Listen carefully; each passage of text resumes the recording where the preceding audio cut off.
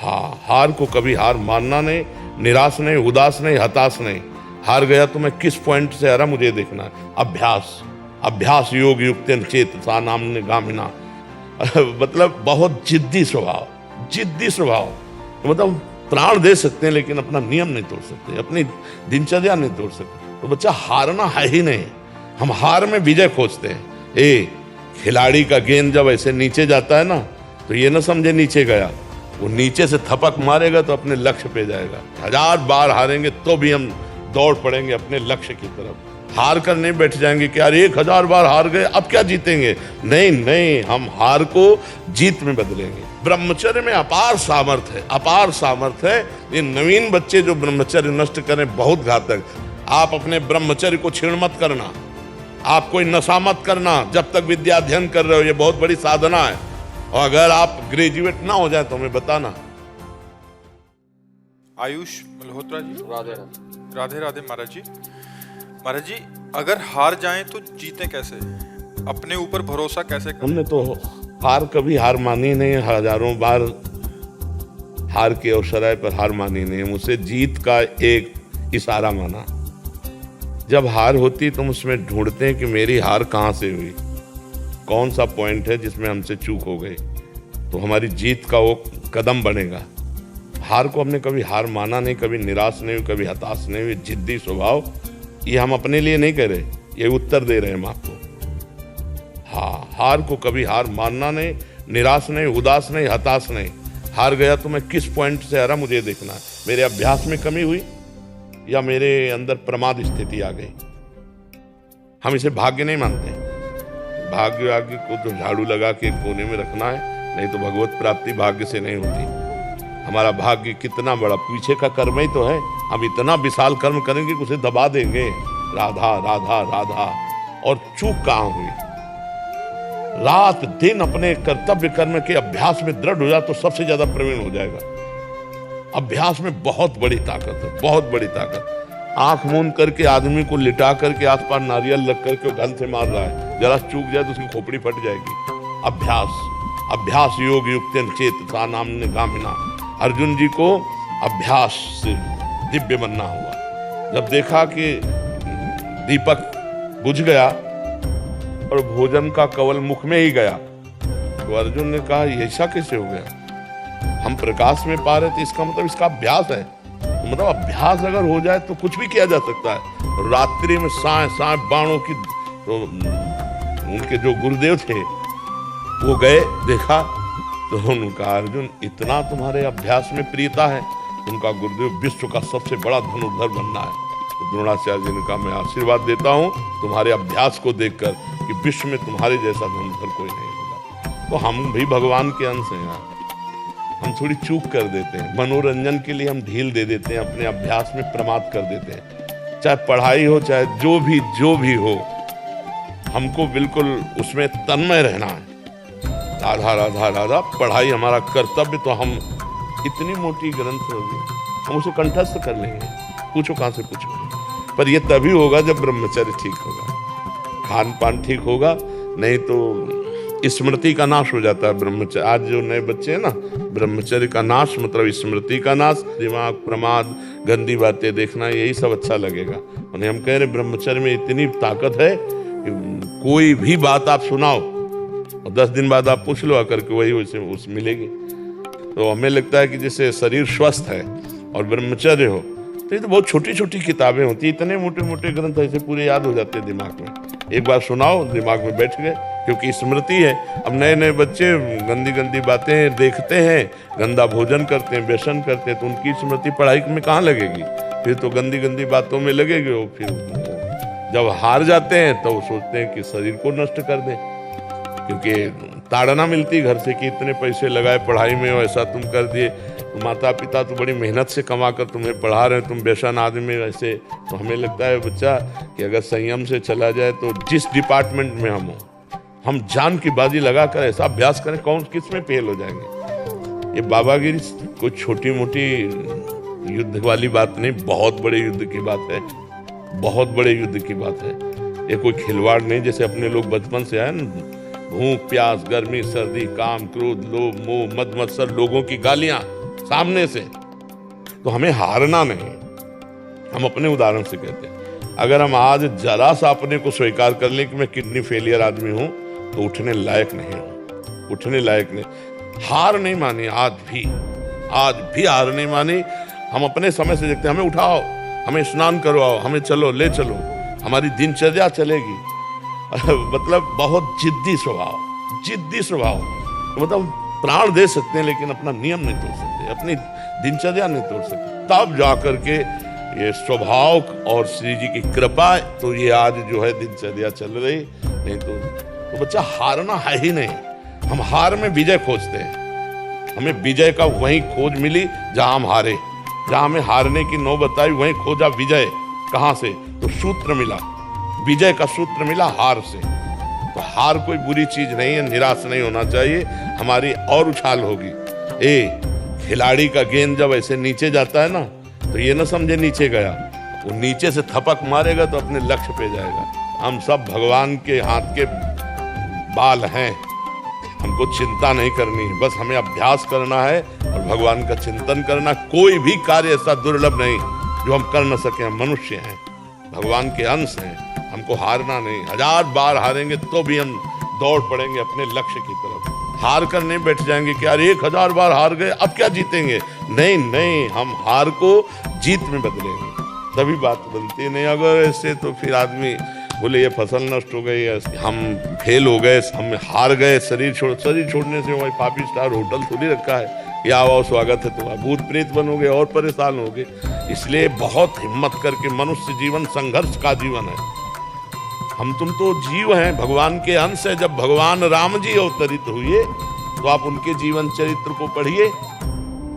सुबह होने जा रहा है राज्याभिषेक, जय जय मचने जा रही हो, समय के 14 वर्ष का वनवास, और विशेष उदासी, तापस वेश विशेष उदासी, 14 वर्ष राम वनवासी। और क्या क्या कष्ट प्रभु को सहना पड़ा, नंगे पैर प्रभु ऐसे जंगल में जहां कांटे कंकड़, नाना प्रकार के जंगली जंतु, क्या क्या नहीं कष्ट सहा हमारे प्रभु ने। और वहां पे सिया जी का हरण हो जाता है, ये कितना भीषण युद्ध होता है, कैसे तो आप सोचो, जब प्रभु का अवतार संघर्ष में, तो हमारा संघर्ष में ले हम भी तो उनके बच्चे हैं। जब हमारे पिता आते हैं तो उनका जीवन कितना संघर्षमय होता है। आप देखो कृष्ण जी का, देखो संघर्ष में अवतार हो रहा है। कंस के कारागार में राक्षसी पहरेदारों के अंतर्गत उस अंधेरी कोठरी में हथकड़ी बेड़ियों से जकड़े हैं वसुदेव और देव की, वहां पर ब्रह्म परमात्मा का अवतार, जिनका नाम समस्त बंधनों को काट देता है, वो पधार रहे कहा जहां हथकड़ी बेड़ी जकड़ी हुई। फिर देखो तुरंत चैन नहीं, इतने बालक जो हुए वो तो कंस ने मार डाले, अब इतने श्याम सुंदर को कम से कम भर नेत्र देख ले तो भय लग गया कि इतने सुंदर बालक को कहीं कंस मार दिया। तो बोले प्रभु हम आपसे इस बात की प्रार्थना करते कि हमारे इस भय को दूर करो। तो बोले भयभीत हो तो गोकुल छोड़े आओ। अपने प्राण प्यारे सर्व सुंदर बालक को दूसरी जगह छोड़ने के लिए विवश होना पड़ा। अब देखो भगवान वहां कितने दिन टिके ब्रज में, प्रगट लीला में 11 वर्ष।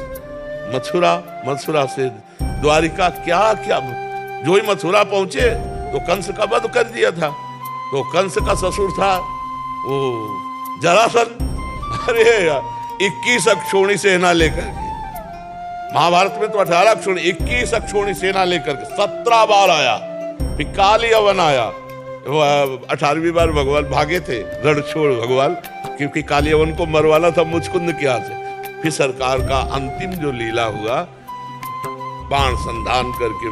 तो आप सोचो जब भगवान अवतरित हो रहे तो इस संसार में उनको संघर्ष सहना पड़ा, तो हम तुमको सहना पड़े। हमारे तुम्हारे सामने तो इतने संघर्ष है नहीं, आराम से खूब बुद्धि को भगवान में लगाते हुए संघर्षों से लड़ना है। हमें ये नहीं सोचना हाय हाय क्यों विपत्ति आ गई, नहीं, विपत्ति आई तो हमको उससे गुजरना है, हमको उससे निपटना है। भगवान ने यही अवतार लेकर के सिखाया है, हम धैर्यवान बने, बुद्धिमान बने, पर इसके लिए भगवान का भजन चाहिए। भजन नहीं है तो फिर रुपया पैसा से धैर्य नहीं आता है। ये विवेक रुपया पैसा से बाजार में नहीं मिलता। ये सत्संग और भजन से प्राप्त होता है।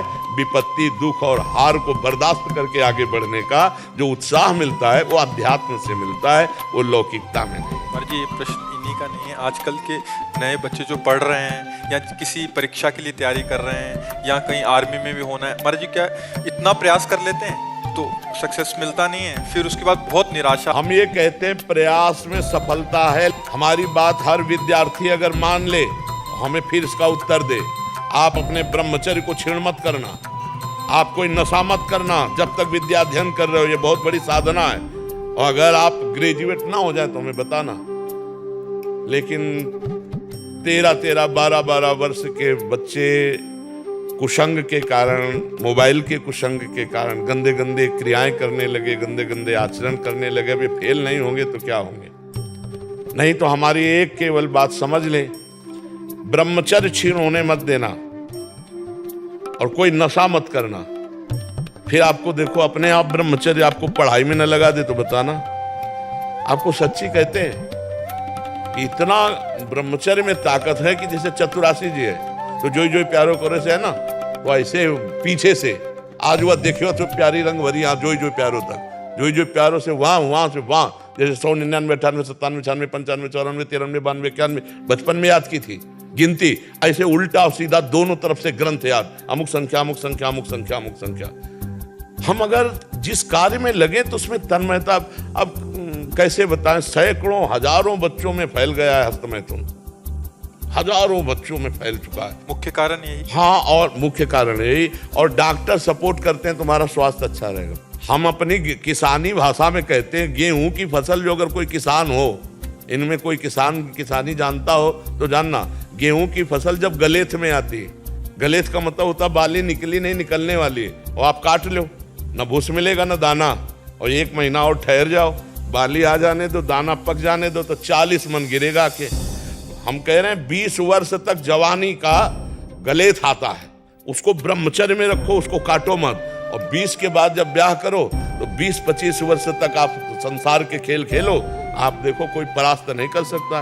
हम अभी 13, 14, 15, 16, 17, हाँ जवानी तो इधर उधर गंदी बातों में नहीं, तो हम कह रहे हैं कि ब्रह्मचर्य में अपार सामर्थ्य है, अपार सामर्थ्य है। ये नवीन बच्चे जो ब्रह्मचर्य नष्ट करें बहुत घातक, जैसे 20-21 के बाद ब्याह हो गया, अब उसके ब्रह्मचर्य कोई परिपक्व अवस्था आ गई, अब वो अगर गृहस्थी में प्रयोग भी करता है अपने ब्रह्मचर्य का तो 10-20 साल उसको चक्कर नहीं आएंगे, कोई परेशानी नहीं होगी। पर एक अपनी मर्यादा से जिसका पाणी ग्रहण किया है, अब ऐसे पशुवत आचरण करोगे तब तो फिर नष्ट ही हो जाओगे। तो ये जो बच्चे फेल हो रहे हैं इनके 2 कारण हैं, ब्रह्मचर्य का नाश और व्यसन। तो माता पिता के आचरण भ्रष्ट होने के कारण बच्चों के आचरण और भ्रष्ट होते चले जा रहे हैं। इसीलिए शिक्षा तो है ही नहीं महाराज जी, कहीं ना स्कूल में सिखाया जाता है हमें, ना समाज में सिखाया जाता है। ये ऐसे शिक्षा महाराज जी आप दे रहे हैं तो समझ आ रही है कि तो बड़ा महाराज जी माता पिता सिखा नहीं सकते, बाहर दोस्त आती हैं वो तो और परमात्मा में घुसा दें ऐसा। हाँ, जैसे हम लोग स्कूल जाते थे तो हम लोगों को अलग से मक्खन अम्मा देती थी, पढ़ाई है बच्चों की बुद्धि लगती है। अब चाउमीन खा के स्कूल जाते हैं तो या 1 लीटर बठा और 2 रोटी शाम की बनी हुई, और जब मीसो तो पूरा वैसे खस्ता की तरह जल्दी से सुबह पाया और दौड़ लगा के 3 किलोमीटर स्कूल था, स्कूल गए तो वो सब पच जाता था और पौष्टिकता थी।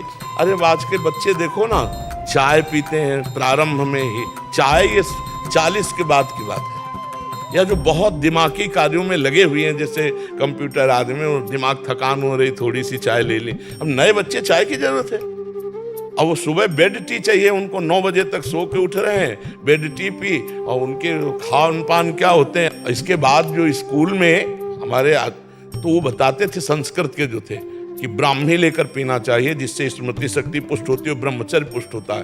तो ऐसा खान पान रहता था। अब खान पान में क्या रह गया, आप देखो खान पान में क्या रह गया।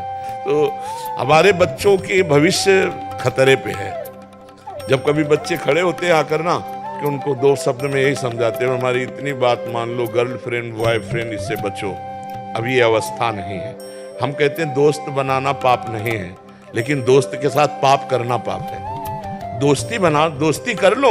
अगर आपको ऐसा लगता है कि हम दोनों दोस्त आजीवन रहे, तो अपने माता पिता से स्वीकृति लेकर पाणी ग्रहण करके बाद में पहले पढ़ो लिखो, नौकरी पेशा में आओ, दोनों दोस्त बने रहो, गंदा आचरण मत करना, और फिर पाणी ग्रहण करके फिर ब्याह करके, तो वो संबंध जीवन भर निर्वाह होगा। और ये जो पहले ही 10 दिन ये बॉयफ्रेंड ब्रेकअप, फिर 10 दिन वो बॉयफ्रेंड ब्रेकअप, ये हो क्या रहा है भैया? ये क्या हो रहा है? क्या चरित्रहीनता का खेल खेला जा रहा है? ये बॉयफ्रेंड गर्लफ्रेंड है? कहाँ है? मतलब अभी स्कूल चले थे पढ़ने के लिए और ये शुरू कर दिया तो हो गया बॉयफ्रेंड गर्लफ्रेंड। इसी में सब हेरा रही हमारी समाज। और हमें तो बार बार कहने में भी संकोच लगता है कि बच्चों की जो गंदी आदतें हैं, माता पिता को चाहिए कि उनके पास बैठकर मित्रवत बात करें, दोस्तवत बात करें और उनको बताएं कि देखो ये गंदी बात है, इसको त्यागो, और उसके लिए डॉक्टरों का सहयोग लें, जैसे आयुर्वेदिक औषधियाँ हैं, और उनको बताए कि हम मानते हैं तुमसे गलती हो गई, लेकिन तुम इसका सुधार करो। अपने बच्चों के बीच में घुसना चाहिए, उनके जीवनचर्या में, उनकी सोच में अपनी सोच मिलानी चाहिए।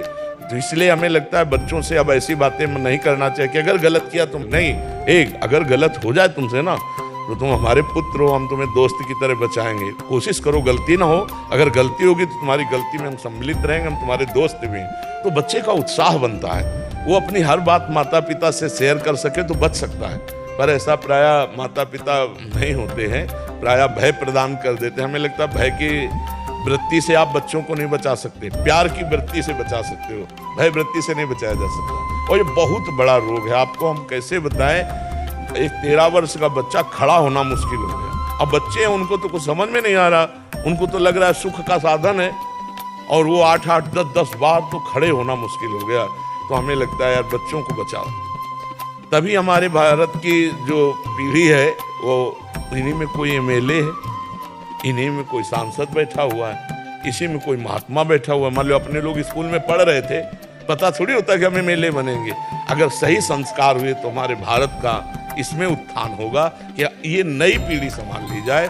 माता पिता समाज मिल करके इनको व्यसन मुक्त करे, व्यभिचार मुक्त करे, तो ये आगे बढ़ सकते हैं।